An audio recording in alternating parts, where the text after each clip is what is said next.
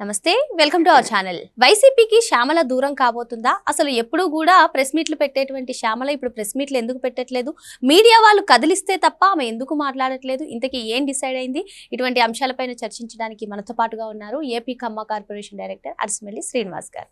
నమస్తే సార్. నమస్కారం అండి. సార్, ఇటీవల కాలంలో చూస్తున్నాం మనం శ్యామల కూటమి పైన అటు చంద్రబాబు గారు, లోకేష్ గారు, పవన్ కళ్యాణ్ గారి పైన తన గొంతు ఏ విధంగా ఎత్తుతుందో మన అందరికీ తెలిసిందే. అయితే కొన్ని రోజుల క్రితం నుంచి అసలు ఈ ప్రెస్ మీట్లు పెట్టట్లేదు, సరిగా మాట్లాడట్లేదు అంటే ఏమై ఉంటుందంటారు? వైసీపీకి దూరం కాబోతుందంటారా? లేదు అంటే అక్కడ నాయకుల చుట్టూ తిరిగినా సరే పని జరగట్లేదు అనుకుంటుంది అని కొందరు అంటున్నారు. అసలు ఇదే అంశం పైన మీ అభిప్రాయం ఏంటి? సాధారణంగా రాజకీయ పార్టీల్లో ఈ సహజంగా జరుగుతూ ఉంటాయండి. ఇప్పుడు నాయకుడి మీద, పార్టీ మీద అభిమానంగా పనిచేయటం ఒక లెక్క. రెండు, పార్టీ మీద ఎంతో కొంత అభిమానం ఉన్నా వాళ్ళు ఇచ్చే పారితోషికాలు కానీ లేకపోతే ఏదైనా బెనిఫిట్స్ ఆశించి కానీ రాజకీయంగా ఎదగొచ్చు అనేటువంటి ఆశ లేకుండా మనిషి ఉంటారు కదా, దాంతో పనిచేసే వాళ్ళు కొంతమంది ఉంటారు. మరి ఇందులో ఆవిడ ఏ కోవకు చెందుతుందంటే ఆవిడ మొదట్లో పార్టీ మీద అభిమానంగానే చేసి ఉండొచ్చు. జగన్మోహన్ రెడ్డి పార్టీ అధికారంలో ఉన్నాడు, మరి అలా హస్బెండ్ కూడా ఆ పార్టీకి సంబంధించిన వ్యక్తులు లేకపోతే వాళ్ళ చుట్టాలు బంధువులు ఎవరైనా ఉన్నారేమో. కాబట్టి జగన్మోహన్ రెడ్డికి అనుకూలంగానే వ్యవహరించారు. మంగిలి కానీ వీళ్ళు కానీ చాలామంది అప్పట్లో అధికారంలో ఉన్నారు, వాళ్ళ ద్వారా ఏమైనా బెనిఫిట్స్ ప్రభుత్వంలో ఉన్నారు కదా, అలాగ వాళ్ళు ఏమైనా చేసి ఉండొచ్చు. చేసిన తర్వాత ఎన్నికల్లో కూడా ఆవిడ ప్రచారం చేసినట్టుంది శ్యామల గారు. వాళ్ళు చేసిన తర్వాత కొంచెం చంద్రబాబు నాయుడు గారిని పవన్ కళ్యాణ్ గారిని కొంచెం ఒక వివాదాస్పద వ్యాఖ్యలు చేసింది ఆవిడ. ఎన్నికల్లో ఫలితం తారుమారయ్యి వాళ్ళు అనుకున్న వైనాట్ 175 కాకుండా 11 అని వచ్చినాయి. కాబట్టి కొంచెం ఆవిడకి వెంటనే బొమ్మ తేడా, ఇదేదో తేడాగా ఉందని సారీ క్షమాపణ కూడా చెప్పింది. నేను పొరపాటున అన్నాను, అలా ఉద్దేశంతో అనలేదు, ఏదో మంచిగా పశ్చాత్తాపడినట్టుగా చెప్పింది. కొన్నాళ్ళు ఆగిన తర్వాత మళ్ళా వైసీపీ లైన్ తీసుకుంది. ఒక 6 నెలల్లో అంతా పోయిందారు. సంవత్సరం నుంచి ఆవిడ బాగానే ఆ పార్టీలో బాగానే తిరిగింది. అన్ని చోట్లకి వెళ్ళటం, జగన్మోహన్ రెడ్డి గారు చెప్పడం, కొన్ని ప్రశ్నలు వేయటం, ప్రెస్ మీట్లు పెట్టడం, పూర్తి స్థాయి రాజకీయ నాయకురాలాగా వ్యవహరించింది. అయితే ఆమె ఒక కేసు కూడా పడింది, విచారణకి వెళ్ళి వచ్చింది, నోటీస్ ఇచ్చారు, మళ్ళీ అరెస్ట్లు అయి చేయలేదు కానీ నోటీస్ తీసుకుని వచ్చింది.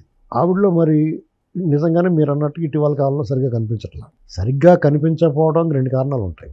ఒకటి, వాళ్ళు పోరాడడానికి ఇష్యూ లేకపోవడం. ఇప్పుడున్న కూటమి ప్రభుత్వం వాళ్ళకి స్పేస్ ఇవ్వట్లా, గ్రౌండ్ లేదు వాళ్ళకి. ఇప్పుడు ఏదన్నా ఇప్పుడు తెలుగుదేశం ప్రతిపక్షంలో ఉండగా, జగన్మోహన్ రెడ్డి అధికారంలో ఉండగా ప్రతిరోజు వీళ్ళకి ఊపిరి సల్పని పని పెట్టివ్వడు. అంటే ఎక్కడో చోట అరాచకమో, దుర్మార్గమో, దోపిడియో, అమరావతి అని, పోలవరం మీద లేకపోతే దాడులు, దుర్మార్గాలు, ఫ్లెక్సీలు చంపడం, ఏదో ఒకటి, సర్వేరాళ్ళ మీద ఫోటోలు, ల్యాండ్ టైటిలింగ్ యాక్టు, ఇలాగ ఏదో ఒకటి, మా డాక్టర్ సుధాకర్ ఏదో గొడవ, వీళ్ళు ఆత్మకూరు కార్యక్రమాలు నిత్యం ఏదో పని ఉండేది. ఇలా అవకాశం ఇవ్వట్లేదు కదా, కాబట్టి అలా కూడా బయట కనిపించకపోయి ఉండొచ్చు అని అనుకున్నాను నేను.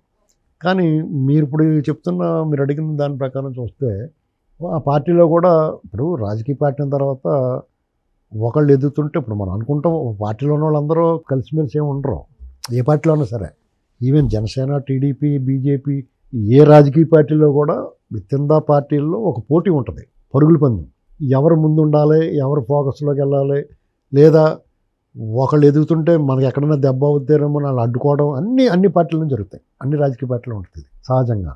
అందులోనూ జగన్మోహన్ రెడ్డి గారి పార్టీలో కొంత వివక్ష ఉంటుంది, మ్యాక్సిమం వాడేసుకుంటానికి చూస్తారు, తర్వాత వాళ్ళని నిర్లక్ష్యం చేయడం అనేటువంటిది ఈ జగన్ పార్టీలో జరుగుతూ వచ్చింది. వాళ్ళు బెనిఫిట్ అవుద్ది అనుకున్నప్పుడు ఎంత హైలైట్ చేస్తారో, వద్దనుకున్నప్పుడు దారుణంగా హ్యూమిలేట్ చేస్తారు. అది ఈ మధ్యన చూసాం, కొంతమంది అనలిస్టుల వాళ్ళు కూడా దూరం అయిపోయి వస్తున్నారు. దానివల్ల ఇంకో కారణం కూడా ఏం కనపడదు. దానికి ఇంకో కారణం కూడా ఏముంటుందంటే, వీళ్ళ వ్యవహార శైలి, రాజకీయ పార్టీ నడిపిస్తున్న తీరు, వాళ్ళ నాయకులు వ్యవహరించే తీరు, రాష్ట్రంలో కూటమి ప్రభుత్వం పాలన ఎన్ని చూసి ఇతను భవిష్యత్తు లేదురా బాబు, వీడికి మళ్ళీ ఛాన్స్ వచ్చేలా లేదు, మనం అనవసరంగా ఇక్కడ పనిచేయటం, ఒక అగ్రెసివ్గా వెళ్ళి ఎవరి మీద విమర్శలు చేసినా మన ఇబ్బందులు పడతామన్న ఆలోచన కూడా అవుతుంది. అది ఒక కారణం. దానికి తోడు ఈమెకి హ్యూమిలియేషన్ అయినా వచ్చి ఉండొచ్చు. ఒకవేళ ఈవిడ ఫోకస్లోకి వెళ్ళిపోతుందని, ఈవిడికి ప్రాముఖ్యత సంపాదించుకుంటుంది, ఒక లేడీ మహిళ చూడటానికి బాగుంటుంది. ఇలాంటి అన్ని వాటితో ఏమవుద్దంటే కొంతమందికి ఆడవాళ్ళకేమో ఈర్ష్య ఉంటుంది. సమకాలీన నాయకులు కొంచెం ఈవిడికన్నా పెద్ద స్థాయిలో ఉన్న నాయకులకి ఈవిడి మనల్ని దాటుకెళ్ళిపోద్ది, మహిళ కాబట్టి ఆవిడకి ఇంపార్టెన్స్ దొరుకుద్ది పెద్ద నాయకుల దగ్గర, ఆవిడకి ఇచ్చి ఫోకస్ మనకి ఎవరో అని కొన్ని ఆటంకాలు ఆవిడకి అడ్డుపడడం చేస్తూ ఉంటారు. అంటే ఆ పార్టీలోని మహిళా నేతలు కూడా ఆమెను అడ్డుకోవచ్చు. డెఫినెట్గా ఆ పార్టీలో ఉన్న వాళ్ళు కూడా ఇప్పుడు ఆడాలే కదా శత్రువులు. ఎందుకంటే కొంచెం అందంగా కనపడిన వాళ్ళు ఇంకా అందంగా కనపడిన వాళ్ళు వచ్చారనుకోండి, ఓరు బాబు మనకు అడ్డు వచ్చేద్దామో అనుకుంటే సహజం అది. అలా కూడా ఆవిడని అడ్డుకుని ఉండొచ్చు. దాంతో కొంచెం హ్యూమిలేషన్, వేధింపుల కింద కనపడవు, కానీ ఇగ్నోరెన్స్, నిర్లక్ష్యం వల్ల ఏమవుద్దంటే నిరాశ కలుగుతుంది.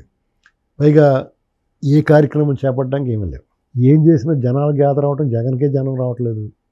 ఇంక వీళ్ళేమ్మ కార్యక్రమం ఇది కొంచెం బాగుంటుంది కూడా ఎవరినో వస్తారేమో, కానీ అసలు అది కూడా రావట్లేదు. ఈ దాంతో కొంచెం ఆవిడ దూరంగా ఉండడం, అలా గ్యాప్ పెరిగిపోద్ది. ఈ రాజకీయాలు ఎలా ఉంటుందంటే నీ ముఖం రోజు కనపడకపోతే నువ్వు ఫేడ్ అవుట్ అయిపోతావు. ఇంకా సినిమాల్లో అన్న 10 సినిమాలు ఫ్లాపుల తర్వాత సినిమా కమర్షియల్ హీరోకి ఒక 10 సినిమాలు ఫ్లాప్ అయినా ఒక సినిమా బాగుంటే సూపర్ డూపర్ హిట్ అయిపోయి మళ్ళీ లైన్లోకి వచ్చేస్తారు. మాస్ హీరోలకు ఉన్న అడ్వాంటేజ్ అది. ఈ రాజకీయాలు అలా కాదు. నువ్వు ఎప్పుడైతే తెరమరుగయ్యో అవుట్, ఇక నేను మర్చిపోతారు జనం. నిత్యం వార్తల్లో ఉండాలా, నిత్యం అందులో ప్రతిపక్షంలో ఉన్నవాడు నిరంతరం పోరాడాలి. ప్రతిపక్షంలో ఉన్నవాడు కూడా ఇక్కడ విచిత్రమైన పరిస్థితి ఏంటంటే ఆంధ్రప్రదేశ్లో అధికారంలో ఉన్నవాళ్ళు గుడ్లేసి అగ్రి చేస్తున్నారు. ప్రతిరోజు ఏదో పని చేస్తే కనపడుతున్నారు. ప్రతిపక్షం ఏమో సోడాపూర్ దుప్పట్లు కప్పుకొని పడుకుంటారు. వాళ్ళు అసలు కనపడటమే కష్టమైపోతుంది. అసలే వాళ్ళ పరిస్థితి అంతంత మాత్రంగా ఉంది. పార్టీ సర్వనాశనం అయిపోయి దెబ్బైపోయి ఉన్నారు. పెద్ద నాయకులందరూ సైలెంట్గా ఉన్నారు. ఇలాంటి పరిస్థితుల్లో వాళ్ళకేమో ఏ పోరాడాలో ఏ ఇష్యూ లేకుండా పోతుంది. ఇది యాక్చువల్గా శ్యామల ఇటువంటి వాళ్ళకి ఒక అవకాశం. చాలామంది నాయకులందరూ సైలెంట్గా ఉన్నప్పుడు ఈవిడి జనంలోకి వెళ్ళి జగన్మోహన్ రెడ్డికి మద్దతుగా రాష్ట్ర ప్రభుత్వానికి వ్యతిరేకంగా పోరాటం చేస్తే ఆవిడకి మంచి ఇమేజ్ గ్రాఫ్ పెరుగుద్ది. కానీ ఆ అవకాశం కూటమి ప్రభుత్వం ఇవ్వట్లా. అయినా సరే స్పేస్ తీసుకుని ఆవిడ నోటికి వచ్చినట్టు ఏదో మాట్లాడుతుంది. అర్థం లేకుండా అసంబద్ధంగా మాట్లాడినా ఏదో ఒక ఇష్యూ మీద మాట్లాడుతుంది. అది కరెక్టా కాదనేటువంటి జనం తేలిక చేస్తున్నారు, ఆవిడ ట్రోల్ చేస్తున్నారు. కానీ ఇది వర్కౌట్ అయ్యేలా లేదనుకుంటున్నారు. ఆవిడకి మంచి ఆప్షన్ ఏంటంటే యాక్చువల్గా టీడీపీ మంచి ఆప్షన్. టీడీపీలో చాలా గౌరవం దక్కుతుంది, మర్యాద ఇస్తారు.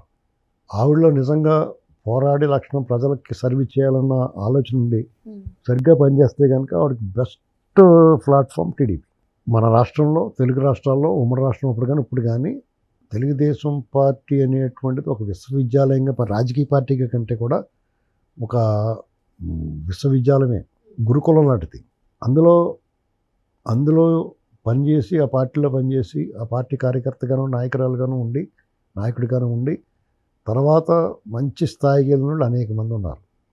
తెలుగుదేశం పార్టీలో పనిచేసిన వాళ్ళలో కేసీఆర్ గారు, రేవంత్ రెడ్డి గారు ఇద్దరు సీఎంలు అయ్యారు. అనేక మంది ఇతర పార్టీల్లో మంత్రులు అయ్యారు, తెలుగుదేశం పార్టీలో కాకపోయినా. అలాగా ట్రై చేసుకోవచ్చు. అర్థమైందండి. ఎందుకంటే జగన్మోహన్ రెడ్డి గారి పార్టీలు ఏం చేస్తారంటే అప్పుడప్పుడు గెస్ట్ ఆర్టిస్టుల కింద వాడతారు. అంటే సపోజు రామారావు గారు జయంతి వచ్చిందనుకోండి, మహానుడు వచ్చిందా, లేకపోతే వర్ధంతి వచ్చిందనుకోండి, ఆ లక్ష్మీభారతం వ్యాగత్తరు ఎక్కడ ఉందో చూడండి అంటారు. అప్పుడే అక్కడ మూలం కూర్చొని ఉంటుంది. ఆ మూతలు లేని మరచెంబులాగా. మూతలు లేని మరచెంబులకు కూడా ఒకనాడు టైం వస్తుంది. కిలమెక్కిన తప్పేడాలో మూతలు లేని మరచెంబులు మూలబడతాం మన స్టోర్ రూమ్లో. మనం ఎప్పుడన్నా పాత్రలు ఎప్పుడు ఎక్కువ అవసరం వచ్చిందనుకోండి, అప్పుడు ఏం చేస్తాం, అవి పట్టుకుంటారు, మూత లేకపోయినా పర్లేదు అంటాం. శుభ్రంగా తోమేసి మళ్ళీ తలతల్లాడుతూ చూపిస్తాం. అలాగే ఆవిడ తీసుకొచ్చి మాట్లాడిస్తారు. తర్వాత మళ్ళీ ఆవిడ కనపడతాం. అలాగే ఈవిని కూడా అలాగే వాడుతున్నారు. అంతకంటే కూడా నిరంతర ప్రవాహం, నిత్యం ప్రజల్లో ఉండే అవకాశం టీడీపీ ఇస్తుంది నువ్వు పనిచేస్తే. అందులో ఔత్సాహికులకు చాలామందికి అవకాశాలు ఇచ్చారు. ఇటీవల కాలంలో మహిళలకి మంత్రులు అయ్యారు, తర్వాత ఎమ్మెల్యేలు అయ్యారు, వివిధ కార్పొరేషన్ చైర్మన్లు అయ్యారు. చాలా బాధ్యతలు అప్పచెప్పారు కొత్తగా చాలామందికి.